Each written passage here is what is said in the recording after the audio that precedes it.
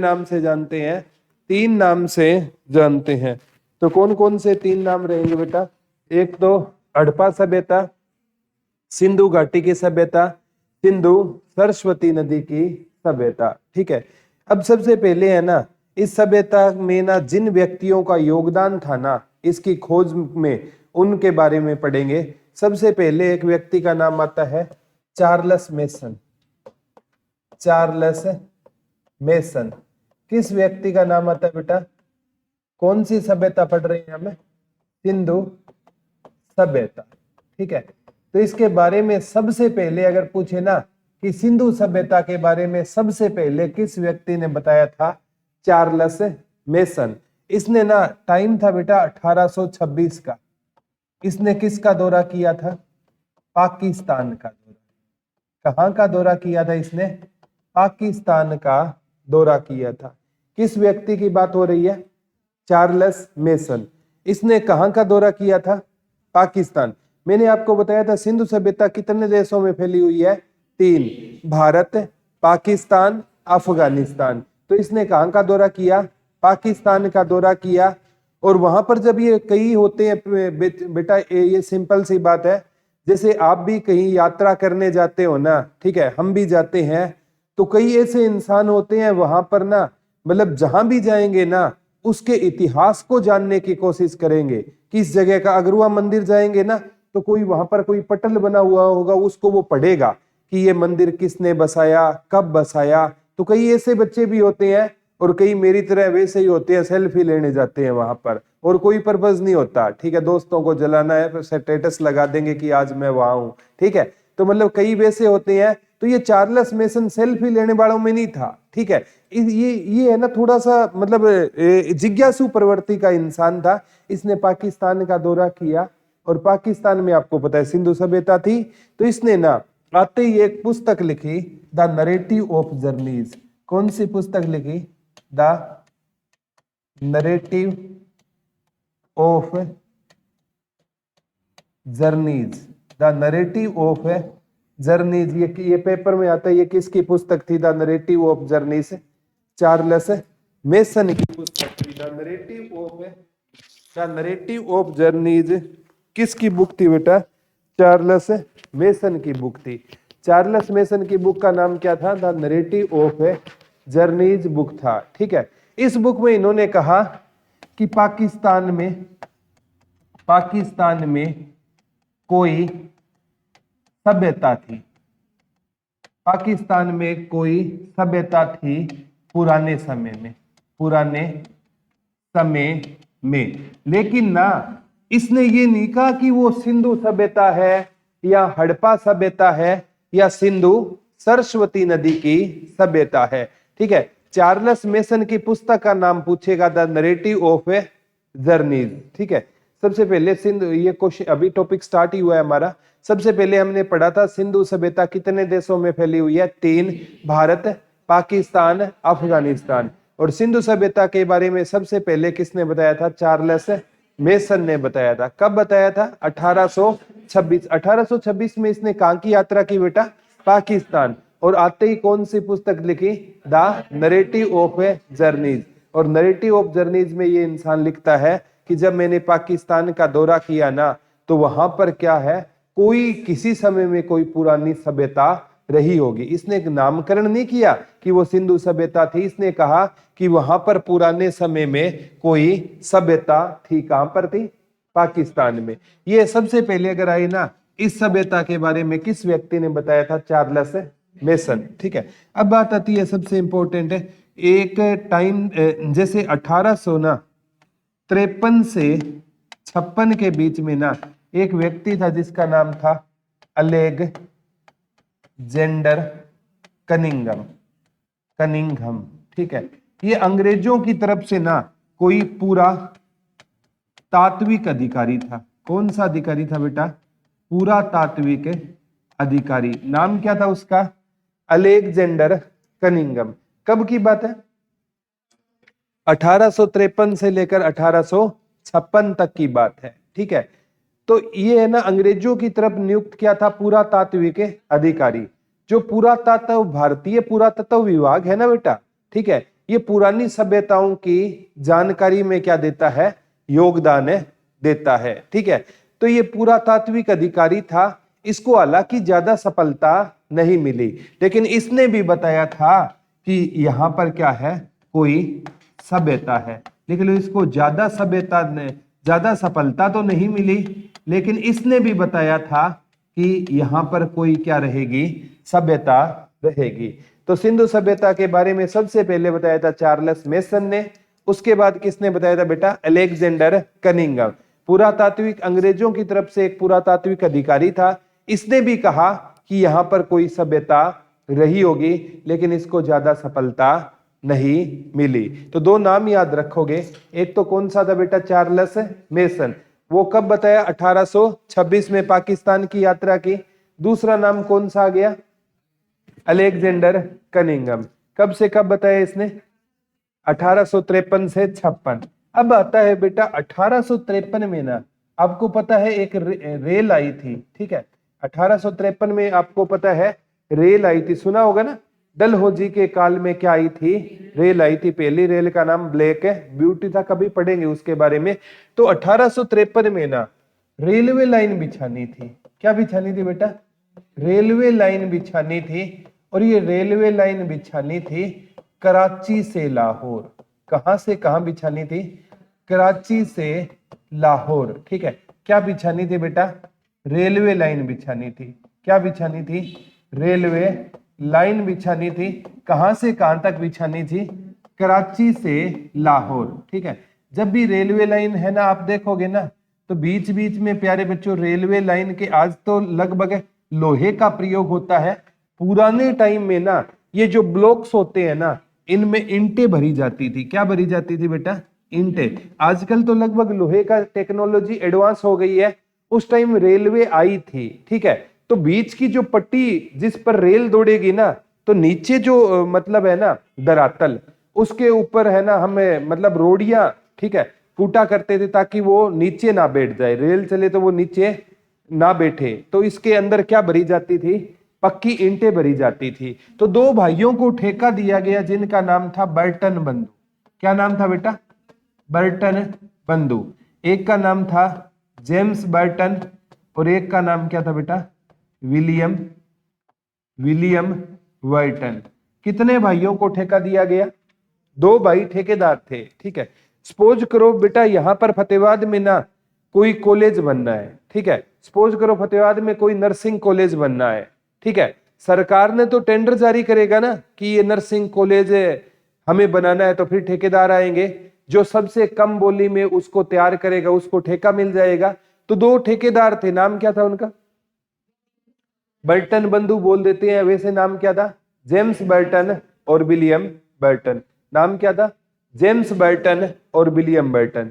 इनको ठेका मिला कहां से कहां रेलवे लाइन बिछानी है, कराची से लाहौर। ये दोनों एरिया कहां पर है आज, पाकिस्तान में, कराची भी पाकिस्तान में और लाहौर भी पाकिस्तान में। तो यहां ना इनको ना, अब ये जैसे कोई कहीं से तैयार करके ईंटें खरीदे तो महंगी पड़ेगी ना, ठीक है, इनको कोई स्थान दिखाई दिया बेटा, और उस स्थान पर इनको लगा कि यहां से हमें क्या प्राप्त हो सकती है, ईंटें। तो इन्होंने ना ठेकेदारों ने मजदूर बुला करना उस स्थान की क्या करवा दी, खुदाई करवा दी, और इनको जितनी ईंटें चाहिए थी ना उतनी ईंटें इनको क्या हो गई, प्राप्त हो गई। इन्होंने अपने ना ठेके का काम कराची से लाहौर वाला पूरा किया और वहां से चलते बने। जब ये खुदाई करेंगे तो इनको कुछ ना कुछ तो अवशेष मिलेंगे ना, खुदाई के दौरान कोई खोपड़ी मिलेगी या कोई कच्चा मकान मिलेगा या कुछ तो मिलेगा। तो इन्होंने ये कह दिया कि यहाँ पर क्या रही है, कोई सभ्यता रही है। लेकिन ये ठेकेदार थे, ये वो थे अपना काम है बनता भाड़ में जाए जनता। ठीक है, तो अपना काम किया, रेलवे लाइन बिछा दी और वहां से चले गए। अब ठेकेदारों को सभ्यताओं से क्या मतलब है, ठीक है, आपको कोई अब जॉब लगने से मतलब है ना, आपको कोई फिलोसफर थोड़ी बनना है कि हमें बाद में आप शिक्षा दोगे, ये करना चाहिए वो करना चाहिए, वो तो बाबा लोग करते ही है, फिर आप में और उनमें फर्क क्या रहेगा। ठीक है, आपको तो जॉब प्राप्त करनी है। ठेकेदार का काम क्या था, रेलवे लाइन बिछाना, इन्होंने खुदाई की और जितनी ईंटें चाहिए इनको मिल गई और अपना ठेका पूरा हुआ और काम लेकर चलते बने। लेकिन इन्होंने मन में, इन दोनों भाइयों ने इन्होंने कहा कि यहाँ पर जहां से हमने खुदाई की है ना, यहाँ पर क्या रही होगी, कोई सभ्यता रही होगी। याद रह जाएगा ना, वेरी गुड। तो सबसे पहले किन तीन व्यक्तियों ने बताया था? सबसे पहले चार्ल्स मेसन ने 1826 में किस पुस्तक में लिखा? The narrative of journeys. फिर 1853 से 56 तक किसको सौंपा गया? Alexander Cunningham. उसको सफलता ज्यादा नहीं मिली। और लास्ट में ना 1856 में कराची से लाहौर तक क्या बिछानी थी? रेलवे लाइन बिछानी थी। कहां से कहां तक बिछानी थी? कराची से लाहौर के बीच में रेलवे लाइन बिछानी थी। तो इसका ठेका किस व्यक्ति को दिया गया? दो भाई थे जिनका नाम क्या था? बर्टन बंधु। क्या नाम था? क्या नाम था? बर्टन बंधु, जेम्स बर्टन और विलियम बर्टन। ठीक है, तो इन्होंने ना ये जो 1856 में बिछाई थी, ये लिख लेना। 1853 में तो रेलवे की खोज हुई थी, इन्होंने ठेका कब मिला था? 1856 में, कर लो। ठीक है, कहां से कहां तक बिछानी थी इनको? कराची से लाहौर के बीच में इनको रेलवे लाइन बिछानी थी। कहां से कहां तक बिछानी थी?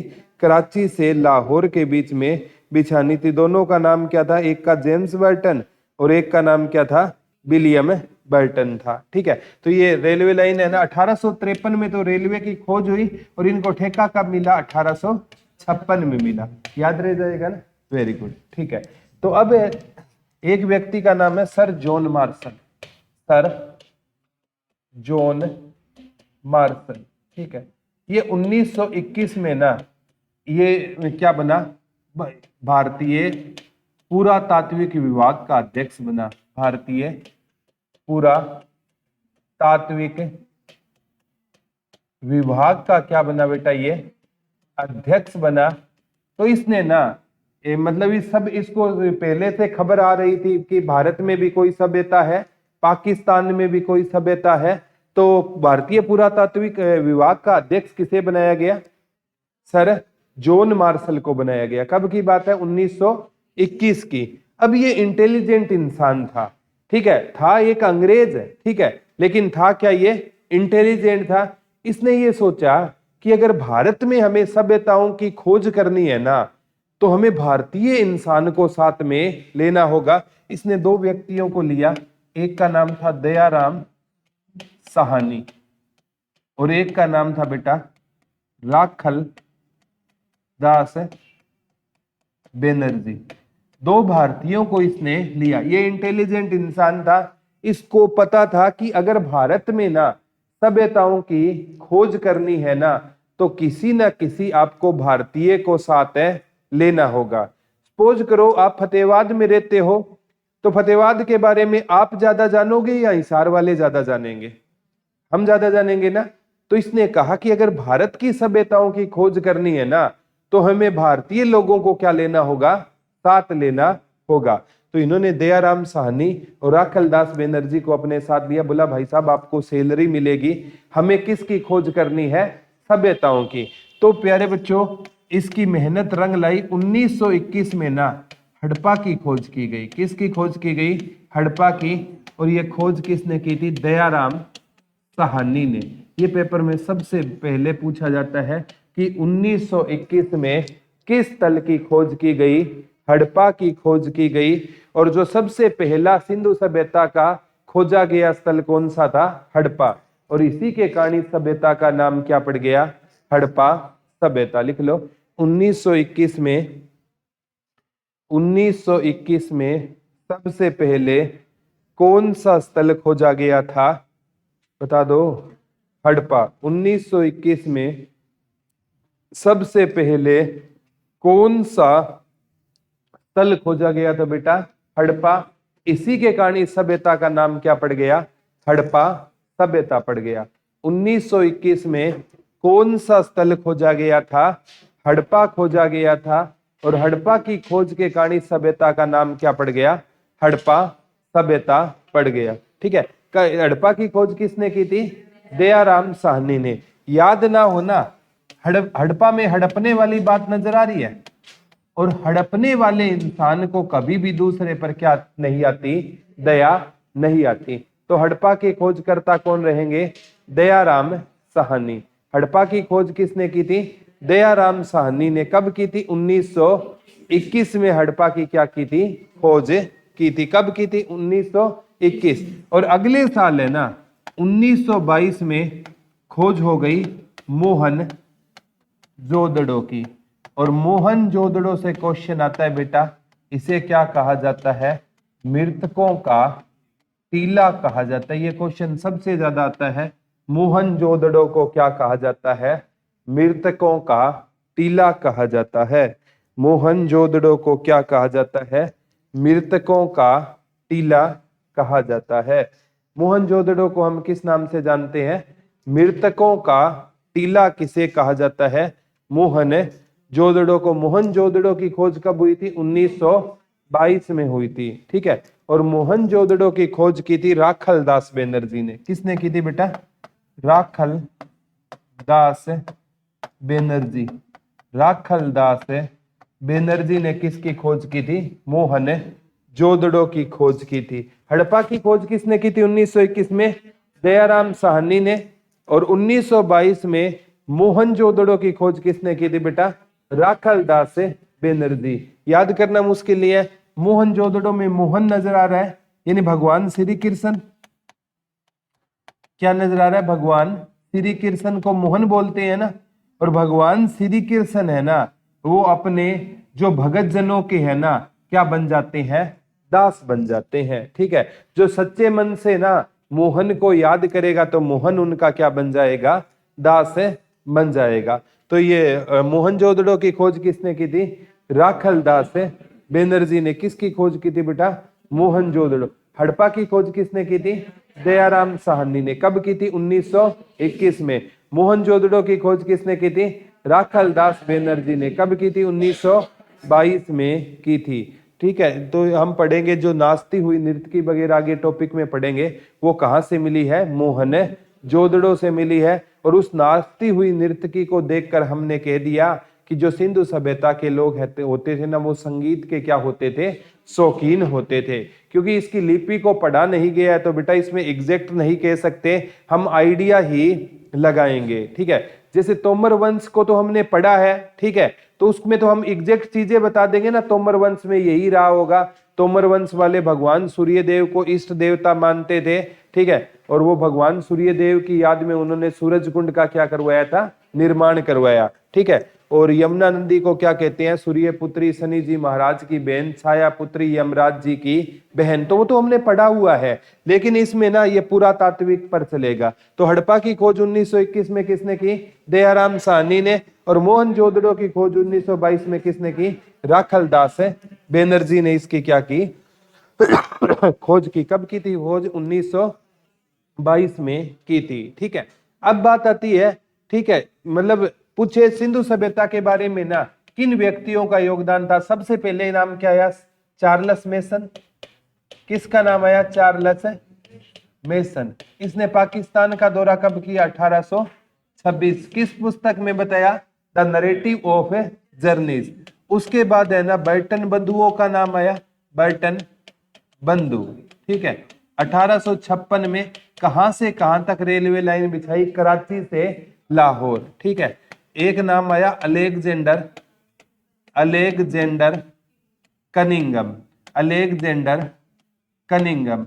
इसने भी 1853 से 56 तक बताया कोई सभ्यता थी, लेकिन सफलता नहीं मिली। फिर नाम आया जॉन मार्सन। ये 1921 में क्या बना? पुरातात्विक विभाग का अध्यक्ष। और इसने कितने व्यक्तियों को लिया? 2। एक को दयाराम साहनी को लिया और एक किसको लिया बेटा? राखल दास बेनर्जी को लिया। दयाराम साहनी और राखल दास बेनर्जी को इसने क्या लिया? अपने साथ लिया। याद रह जाएगा ना? कोई डाउट तो नहीं है? इन व्यक्तियों का योगदान है किसकी खोज में? सिंधु सभ्यता की प्रारंभिक खोज में ना इन व्यक्तियों का अहम योगदान। सबसे पहले चार्ल्स मेसन। ठीक है। उसके बाद अलेक्जेंडर कनिंगम, बर्टन बंधु, जेम्स बर्टन और विलियम बर्टन। ठीक है। और उसके बाद कौन सा हो जाएगा बेटा? दयाराम साहनी। और कौन सा हो जाएगा? राखल दास बेनर्जी। याद हो जाएगा ना? कोई डाउट तो नहीं है यहां तक? वेरी गुड, ठीक है। अब यहाँ से हम आगे इसको कैरी करते हैं, ठीक है। तो अब क्या होता है बेटा, सबसे पहले है ना सिंधु सभ्यता के हम कालक्रम के बारे में पढ़ेंगे कि सिंधु सभ्यता कब से कब तक है थी, ठीक है। हेडिंग डाल दो कालक्रम, कालक्रम, ठीक है। सिंधु सभ्यता का कौन सा क्रम, कालक्रम, ठीक है। एक है व्यक्ति जॉन मार्शल, ठीक है। कौन था व्यक्ति था बेटा, जॉन मार्शल। ये कहता है ये सभ्यता 3250 ईसा पूर्व से लेकर 2750 ईसा पूर्व थी, ठीक है। किस व्यक्ति ने कहा था, जॉन मार्शल ने ये बात कही थी, ठीक है, कि ये सभ्यता कब से कब तक थी बेटा, 3250 से लेकर 2750 ईसा पूर्व थी, ठीक है।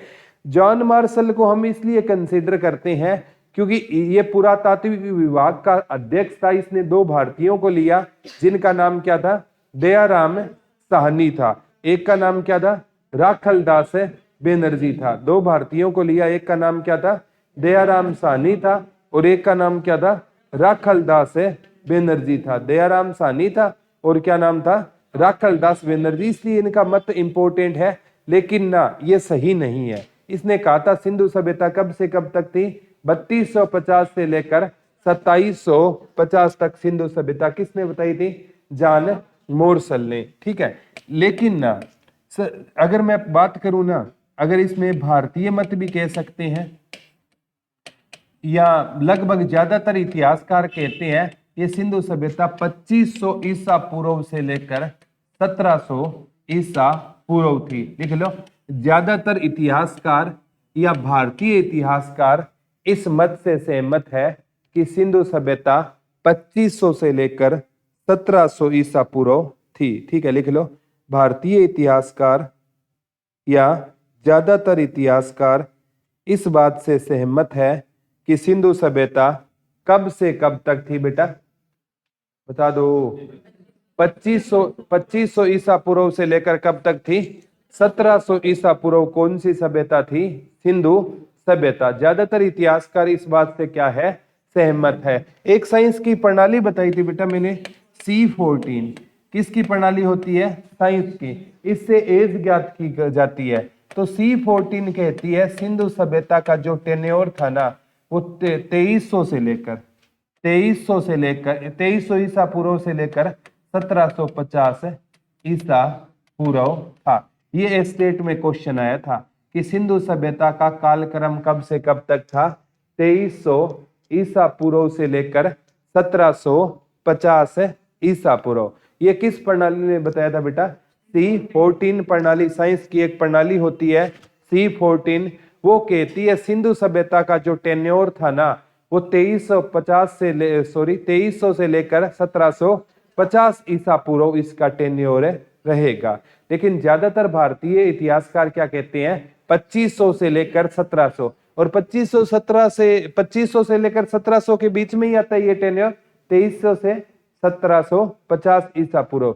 तो सिंधु सभ्यता का कालक्रम यही रहेगा, ठीक है। कब से कब तक थी ये सभ्यता, 2350 ईसा पूर्व से लेकर लगभग 2300 या 2350 भी आ सकता है। 2350 से 1750 आए, या 2300 से लेकर 1750 ईसा पूर्व कौन सी सभ्यता थी, हमारी सिंधु सभ्यता। जॉन मार्शल ने क्या कहा था, 3250 से 2750 ईसा पूर्व कौन सी सभ्यता थी, हमारी सिंधु सभ्यता थी। याद रह जाएगा ना, कोई डाउट तो नहीं है, ठीक है। तो जॉन मार्शल को हम इसलिए रिकमेंड करते हैं कि जॉन मार्शल थे ना, वो पुरातात्विक विभाग के क्या थे, अध्यक्ष थे। इसलिए इनका मत इंपॉर्टेंट है, लेकिन इनके मत में वो मतलब सच्चाई कम थी। भारतीय मत या ज्यादातर मत कहते हैं ये 2500 से लेकर 1700 ईसा पूर्व। C14 कहती है 2300 से लेकर 1750 ईसा पूर्व कौन सी सभ्यता थी, सिंधु सभ्यता थी। कौन सी सभ्यता थी बेटा, सिंधु सभ्यता थी, ठीक है। अब है ना, सिंधु सभ्यता को किसने बसाया, ये भी क्वेश्चन बहुत इंपॉर्टेंट है, किसने बसाया, ठीक है। तो सिंधु सभ्यता को ना, ठीक है, बहुत इंपॉर्टेंट है, सिंधु सभ्यता को किसने बसाया, ठीक है। सिंधु सभ्यता को कुछ इतिहासकार कहते हैं इन्हें सुमेरियन सुमेरियन लोगों ने बसाया। किन लोगों ने बसाया? सुमेरियन लोगों ने बसाया, ठीक है। और भारतीय मत में एक व्यक्ति है जिसका नाम था राखल दास बनर्जी। ये कहता है कि सिंधु सभ्यता किन लोगों ने बसाई? द्राविड़ लोगों ने। और इसी से सभी क्या हो गए? सहमत हो गए, ठीक है। लिख लो विदेशी मत। विदेशी मत कहते हैं कि इसको किसने बसाया था? सुमेरियन लोगों ने। लिख लो विदेशी मत क्या कहते हैं? विदेशी मत क्या कहते हैं? विदेशी मत क्या कहते हैं बेटा? सुमेरियन लोगों ने बसाया था।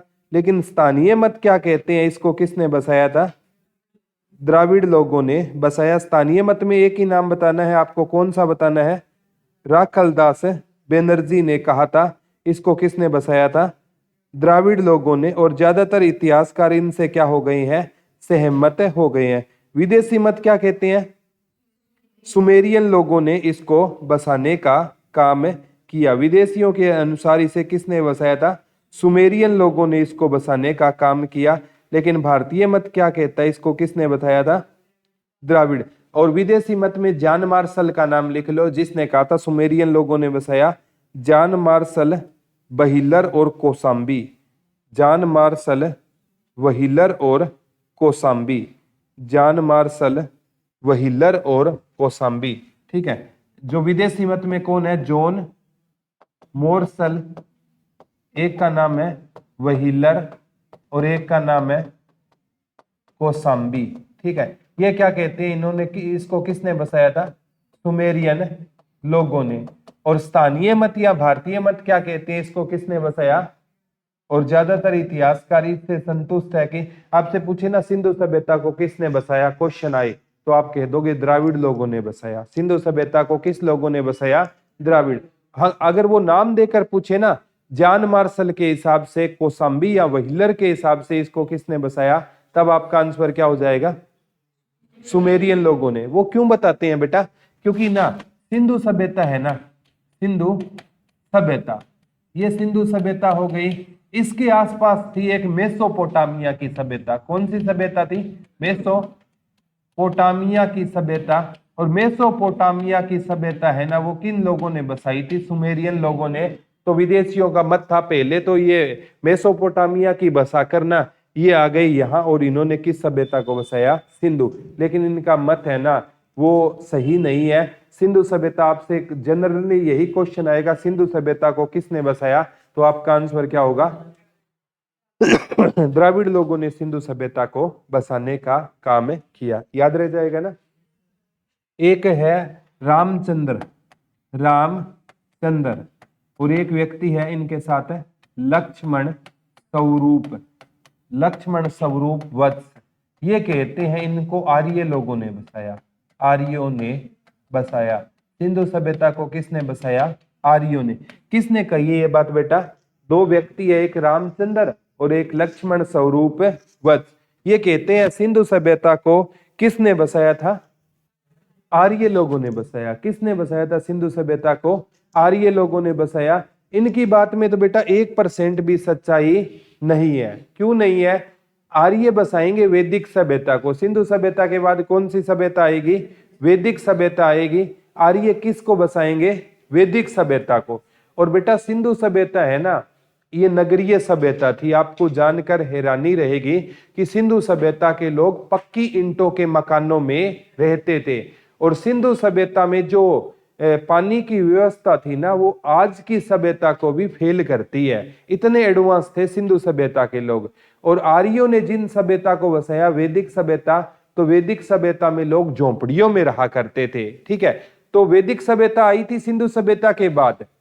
और सिंधु सभ्यता में लोग कहां पर रहते थे? पक्की ईंटों के मकानों में। और आर्य कहां रहते थे?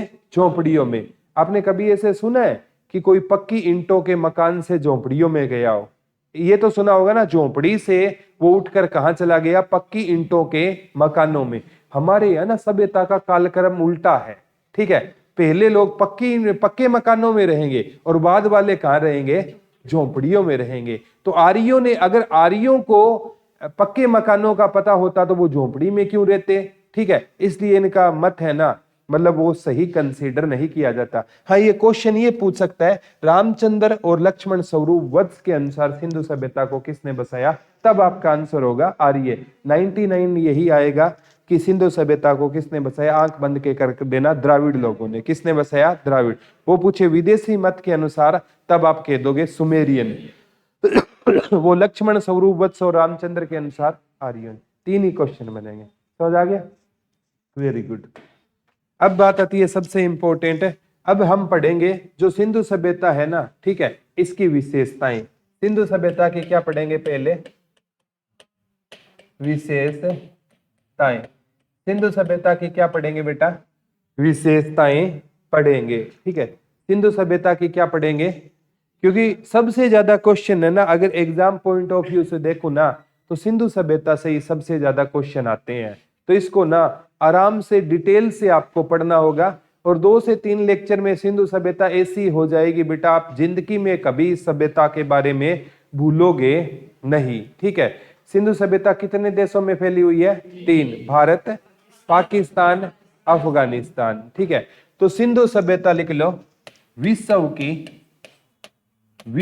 की सबसे बड़ी और विस्तृत सभ्यता है। सिंधु सभ्यता भारत की नहीं बेटा, विश्व की सबसे बड़ी और विस्तृत सभ्यता रहेगी। लिख लो, सिंधु सभ्यता विश्व की सबसे बड़ी और विस्तृत सभ्यता रहेगी। सिंधु सभ्यता विश्व की सबसे बड़ी और विस्तृत सभ्यता कौन सी रहेगी, सिंधु सभ्यता रहेगी। विश्व की क्या रहेगी, सबसे बड़ी और विस्तृत सभ्यता कौन सी रहेगी, सिंधु सभ्यता, ठीक है।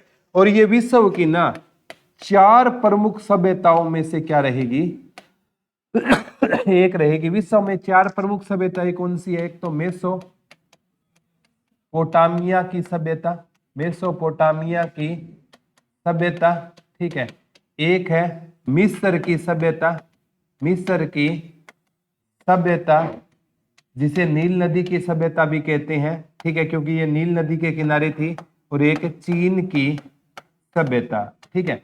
और एक कौन सी हो गई हमारी, सिंधु सभ्यता। तो विश्व की ना 4 प्रमुख सभ्यताओं में से क्या रहेगी, ये एक रहेगी। विश्व की आपसे पूछे 4 प्रमुख सभ्यताएं कौन सी है, तो बता दोगे ना, कौन कौन सी है, मेसोपोटामिया की, मिस्र की, चीन की और सिंधु सभ्यता। लेकिन इनमें सबसे बड़ी सभ्यता पूछे ना, तो कौन सी रहेगी बेटा आपकी, सबसे बड़ी पूछे तो कौन सी रहेगी, सिंधु घाटी की सभ्यता। लिख लो, लगभग 13 लाख वर्ग किलोमीटर पर फैली हुई है। ये क्वेश्चन आया था, सिंधु सभ्यता कितने लाख वर्ग किलोमीटर पर फैली हुई है, 13 लाख वर्ग किलोमीटर पर फैली हुई है। सिंधु सभ्यता लिख लो, कितने किलोमीटर पर फैली हुई है, 13 लाख वर्ग किलोमीटर पर फैली हुई है। कितने वर्ग किलोमीटर पर फैली हुई है ये सभ्यता, 13 लाख वर्ग किलोमीटर पर कौन सी सभ्यता फैली हुई है, सिंधु। एग्जैक्ट तो है 12,99,000 समथिंग, लेकिन आपको कहना 13 लाख वर्ग किलोमीटर पर फैली हुई है। और सिंधु सभ्यता कितने देशों में है, 3, एक तो भारत और एक पाकिस्तान और एक अफगानिस्तान, ठीक है। और सिंधु सभ्यता के ना कहते हैं आजादी से पहले, यानी 1947 से पहले ना 40 से 50 स्थान मिले थे, ठीक है। और आज है ना, यहाँ है इनके 1500 प्लस स्थल खोजे जा चुके हैं।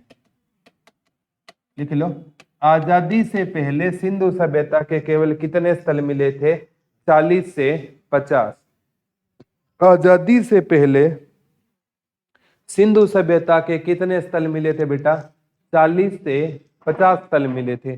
आजादी से पहले सिंधु सभ्यता के केवल कितने स्थल मिले थे, 40 से 50। और वर्तमान में इसके कितने स्थल मिल चुके हैं, 1500 प्लस स्थल मिल चुके हैं। वर्तमान में ना इसके कितने स्थल मिल चुके हैं बेटा, 1500 प्लस तल मिल चुके हैं। स्टार्टिंग में केवल कितने मिले थे?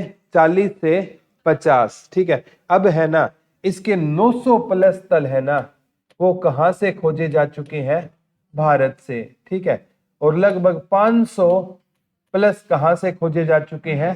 ये 600 भी हो सकते हैं, 500 प्लस। ठीक है, 500 से ज्यादा ही होंगे। ठीक है, और अफगानिस्तान से केवल 2। यही क्वेश्चन आता है, सोतु गोई और मुंडी काक। अफगानिस्तान से केवल कितने स्थल मिले हैं?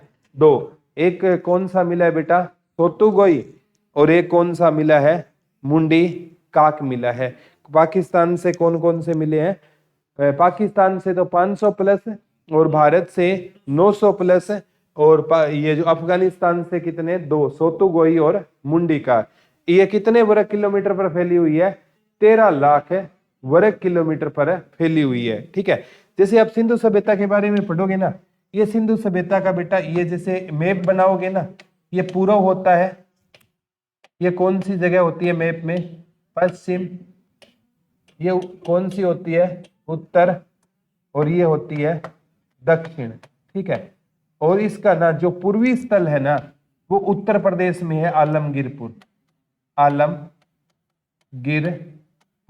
कहां पर रहेगा? यूपी में रहेगा। और उत्तरी स्थल है आपका जम्मू कश्मीर में, मांडा। और दक्षिणी स्थल है इसका दाइमाबाद, और ये है महाराष्ट्र में। कहां पर है बेटा? महाराष्ट्र में। और पश्चिमी स्थल है इसका सुत कांगे डोर, ये बलूचिस्तान पाकिस्तान में है, बलूचिस्तान में है। ये क्वेश्चन पक्का आएगा, ये रट लेना। ये चारों स्थल सिंधु सभ्यता का पूर्वी स्थल है आलमगीरपुर यूपी में। पूर्वी स्थल कौन सा रहेगा बेटा? आलमगीरपुर यूपी में रहेगा। पश्चिमी स्थल कौन सा रहेगा? सुत कांगेडोर बलूचिस्तान में। उत्तरी स्थल कौन सा रहेगा? जम्मू कश्मीर में, मांडा। और दक्षिणी स्थल कौन सा रहेगा? दाइमाबाद। दाइमाबाद कहां पर रहेगा आपका? महाराष्ट्र में रहेगा। कौन सा स्थल रहेगा? दाइमाबाद कहां पर रहेगा? महाराष्ट्र में रहेगा। ठीक है, मांडा है चिनाव नदी के किनारे। ठीक है, मांडा किस नदी के किनारे है? पूछा गया था, चिनाव नदी के किनारे। किस नदी के किनारे है? चिनाव नदी के किनारे कौन सा रहेगा? मांडा। और ये ना दाइमाबाद है ना, ये कहते हैं गोदावरी नदी की सहायक नदी के किनारे रहेगा। और ये है ना आपका आलमगीरपुर, ये हिंडन नदी के किनारे रहेगा। और ये बलूचिस्तान है ना, ये डाइक नदी के किनारे रहेगा। ये चारों स्थल और चारों नदियां याद करनी है। सिंधु सभ्यता का पूर्वी स्थल कौन सा रहेगा बेटा? आलमगीरपुर कहां पर है? यूपी में। और किस नदी के किनारे? हिंडन नदी के किनारे। ठीक है, और पश्चिमी स्थल है सुत कांगेडोर बलूचिस्तान में, डाइक नदी के किनारे। उत्तरी स्थल है जम्मू कश्मीर में, मांडा, चिनाव नदी के किनारे। और दक्षिणी स्थल कौन सा रहेगा? दाइमाबाद, महाराष्ट्र में गोदावरी नदी के किनारे रहेगा। ठीक है, तो अभी याद करना मुश्किल नहीं। देखो दाइमाबाद, द से दाइमाबाद और द से दक्षिणी स्थल। ठीक है, द से दक्षिणी स्थल और द से दाइमाबाद रहेगा। कौन सा रहेगा? दाइमाबाद रहेगा। उत्तरी स्थल कौन सा रहेगा? मांडा। ठीक है, मांडा कहां पर है? जम्मू कश्मीर में रहेगा। ठीक है, अगर कोई टीचर किसी पर्सन से, बच्चे से पूछता है कि मांडा इसका आपको क्या देना है? उत्तर देना है और पढ़ कर आना है। तो उत्तरी स्थल कौन सा हो गया? मांडा, उत्तर देना है। और दक्षिणी स्थल दाइमाबाद, पूर्वी आलमगीरपुर, पश्चिमी सुत कांगेडोर। ठीक है, याद करोगे ये चारों स्थल से एक क्वेश्चन पक्का आएगा। पूर्वी आलमगीरपुर यूपी, पश्चिमी सुत कांगेडोर बलूचिस्तान, उत्तरी मांडा जम्मू कश्मीर, दक्षिणी दाइमाबाद महाराष्ट्र। पूर्वी स्थल किस नदी के किनारे रहेगा? पूर्वी स्थल हिंडन नदी, पश्चिमी डाइक नदी, उत्तरी चिनाव नदी, दक्षिणी गोदावरी की सहायक नदी। ठीक है, तो सिंधु सभ्यता है ना, ठीक है, इसका ज्यादातर अगर मैं विस्तार देखूं ना, ठीक है, ये उत्तर से पश्चिम और इस प्रकार से इसका ज्यादातर विस्तार रहेगा। या भारत के ज्यादातर ये किस हिस्से में है? उत्तर पश्चिम हिस्से में है। सिंधु सभ्यता लिख लो, भारत के किस हिस्से में ज्यादा है? उत्तर पश्चिम में। सिंधु सभ्यता भारत के किस हिस्से में ज्यादातर विराजमान है? तो आपका आंसर क्या हो जाएगा? उत्तर पश्चिम में हो जाएगा। सिंधु सभ्यता भारत के किस हिस्से में विराजमान है बेटा? उत्तर पश्चिम में हो जाएगा। विशेषताओं में पढ़ा, ये विश्व की क्या है? सबसे विस्तृत सभ्यता है और विश्व की 4 प्रमुख सभ्यताओं में से क्या रहेगी? एक। ये चारों स्थल याद करने हैं बेटा। पूर्व में आलमगीरपुर यूपी, ठीक है, और आलमगीरपुर वाला किस नदी के किनारे है? हिंडन। पश्चिम में सुत कांगेडोर बलूचिस्तान, डाइक नदी। और पूर्वी पश्चिमी स्थल हो गया, उत्तरी स्थल जम्मू कश्मीर में मांडा चिनाव, और दक्षिणी स्थल है दाइमाबाद महाराष्ट्र में गोदावरी नदी। याद रह जाएगा ना? वेरी गुड, ठीक है। अब एक क्वेश्चन आता है यहाँ से कि सिंधु सभ्यता की विशेषता चल रही थी। सिंधु सभ्यता एक नगरीय सभ्यता थी, लिख लो। सिंधु सभ्यता कैसी सभ्यता थी? एक नगरीय सभ्यता थी। सिंधु सभ्यता कैसी सभ्यता थी? ये क्वेश्चन बहुत बार आ गया। सिंधु सभ्यता बेटा कैसी सभ्यता थी? एक नगरीय सभ्यता थी। सिंधु सभ्यता कैसी सभ्यता थी? एक नगरीय सभ्यता थी। और लोग है ना, किस लोग है ना कहां पर रहते थे? पक्की ईंटों के मकानों में। पक्की ईंटों के मकानों में रहते थे, ठीक है। लोग कहां पर रहा करते थे? पक्की ईंटों के मकानों में रहा करते थे। सिंधु सभ्यता कैसी सभ्यता थी बेटा? नगरीय सभ्यता थी, ठीक है। नगर का मतलब है यहाँ शहर से, ठीक है। एक होती है ग्रामीण, वैदिक सभ्यता पढ़ेंगे ना, वो ग्रामीण सभ्यता थी, लोग गांव में रहते थे। लेकिन सिंधु सभ्यता कैसी सभ्यता थी? नगरीय, ठीक है। लोग कहां पर रहते थे? शहरों में। और घर किसके बने होते थे? पक्की ईंटों के, ठीक है। कल भी पढ़ेंगे। वैसे पक्की ईंटों को ना सिंधु सभ्यता में टेराकोटा कहा जाता था। ये क्वेश्चन आ चुका है। पक्की ईंटों को सिंधु सभ्यता में क्या कहा जाता था? टेराकोटा। सिंधु सभ्यता में पक्की ईंटों को क्या कहा जाता था बेटा? टेराकोटा कहा जाता था। सिंधु सभ्यता में पक्की ईंटों को क्या कहा जाता था? टेराकोटा। किसको टेराकोटा कहते थे? पक्की ईंटों को सिंधु सभ्यता में किस नाम से जाना जाता था? टेराकोटा के नाम से जाना जाता था। पक्की ईंटों में रहते थे, ठीक है। यहाँ के लोग है ना शांति प्रिय थे। लिख लो, सिंधु सभ्यता के लोग कैसे होते थे? शांति प्रिय होते थे। लिख लो, सिंधु सभ्यता के जो लोग होते थे वो कैसे होते थे बेटा? शांति प्रिय होते थे। लिख लो, सिंधु सभ्यता के जो लोग होते थे वो कैसे होते थे? शांति प्रिय होते थे। अब शांति प्रिय हमने क्यों कह दिया बेटा? क्योंकि वहां से ना कोई औजार हमें नहीं मिले हैं या कोई हथियार हमें नहीं मिले हैं, ठीक है। औजार और हथियार मिले तो हम कहते हैं ये युद्ध वगैरह के शौकीन होते थे। तो सिंधु सभ्यता के लोग कैसे होते थे? शांति प्रिय होते थे। कैसे होते थे? शांति प्रिय होते थे। यहाँ के लोग कैसे होते थे बेटा? शांति। ये सभ्यता कैसी सभ्यता थी? नगरीय सभ्यता थी। लोग किन के बने घरों में रहते थे? पक्की ईंटों के मकानों में लोग रहा करते थे। किस में लोग रहा करते थे? पक्की ईंटों के मकानों में लोग रहा करते थे, ठीक है। तो किस में रहते थे लोग? पक्की ईंटों के मकानों में रहते थे। और सिंधु सभ्यता की ना सबसे जो बड़ी विशेषता है ना, ठीक है, इनकी है ना, लिख लो, जो इनकी जो मतलब है ना गलियां, ठीक है, जल निकासी। सिंधु सभ्यता की सबसे बड़ी विशेषता कौन सी थी बेटा? जल निकासी होती थी। सिंधु सभ्यता की सबसे बड़ी विशेषता कौन सी थी? जल निकासी। यहाँ पर ना जैसे ये नालियां है बेटा, ठीक है, और ये नालियों के बीच में ना ये होद बने होते थे, ठीक है। अब क्या होता, यहाँ से पानी चला है, इसमें हो सकता है कचरा भी हो, और ये कचरा है ना आगे चलते चलते यहाँ रुक जाएगा और बाद में यहाँ से साफ पानी आगे चले जाएगा।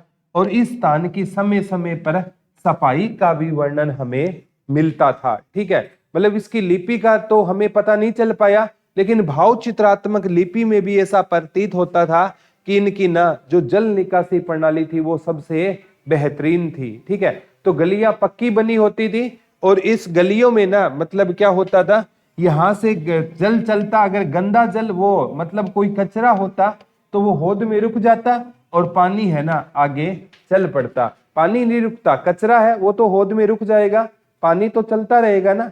ऐसी व्यवस्था थी कि इसकी सफाई भी की जाती थी। ठीक है, तो यहाँ की जल निकासी है ना, इसकी क्या होती थी, सबसे बड़ी विशेषता होती थी कि सिंधु सभ्यता में ना जल निकासी थी वो बहुत बेहतरीन थी। ठीक है, और घर है ना किसके बने होते थे, पक्की ईंटों के बने होते थे। घर किन के बने होते थे, पक्की ईंटों के बने होते थे। ठीक है, और घर है ना ग्रीड पद्धति से बनते थे, लिख लो, ग्रीड पद्धति से क्या बनते थे, घर बनते थे। ठीक है, जैसे ये ग्रीड पद्धति मैं बताता हूं। ठीक है, ठीक है, ये मतलब यहां पर ना, ठीक है, ये जैसे आसपास तो हो गई बेटा सड़क हो गई। ठीक है, और ये यहां पर क्या हो गई, आपके घर हो गए।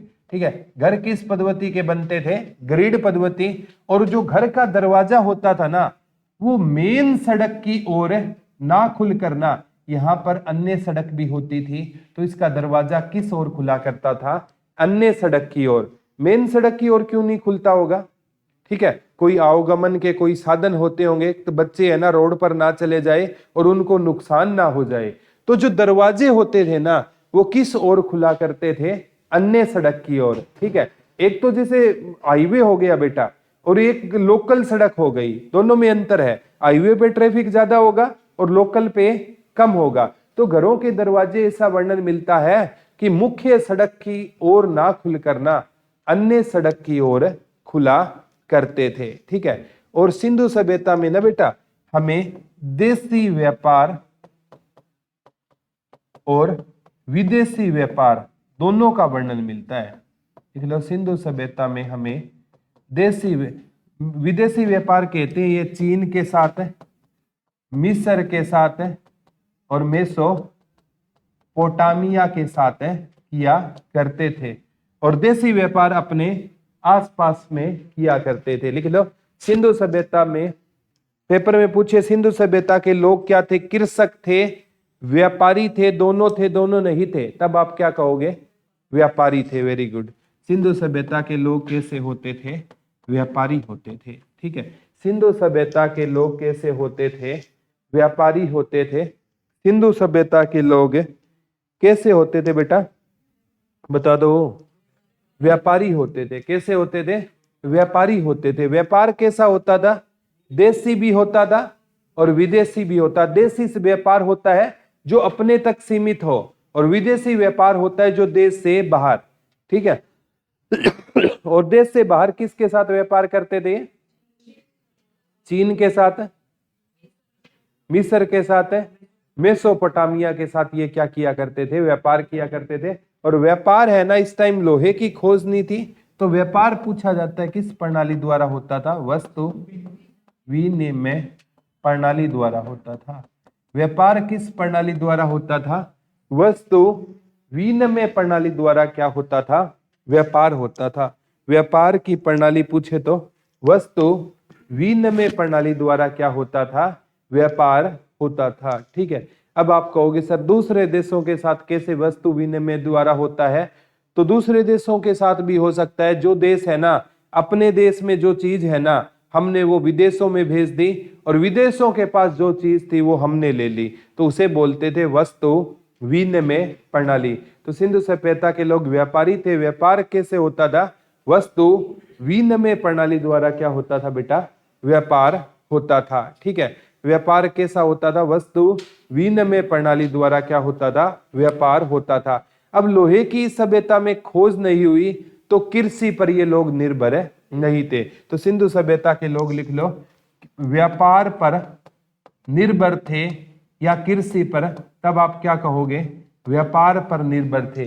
अब कृषि कम क्यों होती थी बेटा, अब कोई बता सकता है, क्योंकि लोहे की खोज नहीं हुई। अब कोई जमीन है, जमीन की जब तक जुताई नहीं होगी ना अच्छे से, तो उसमें फसल नहीं होगी। अगर लोहा, ठीक है, आज तो हल है, कल्टीवेटर है, तवा, आपने हेरो वगैरह सुना होगा, उससे जमीन की हम जुताई करते हैं, तभी तो बिजाई होती है ना। पहले लोहा था ही नहीं, तो ये लोग है ना कृषि पर निर्भर नहीं रहा करते थे। ये लोग क्या किया करते थे, केवल व्यापार पर निर्भर थे। इनकी आजीविका का जो प्रमुख साधन था ना, वो क्या होता था, व्यापार होता था। क्या होता था, इनकी आजीविका का प्रमुख साधन क्या होता था, व्यापार। तो सिंधु सभ्यता के लोग क्या होते थे, व्यापारी होते थे। क्या होते थे सिंधु सभ्यता के लोग। और व्यापार किस प्रणाली द्वारा होता था, बता दो। वस्तु विनिमय प्रणाली द्वारा व्यापार होता था।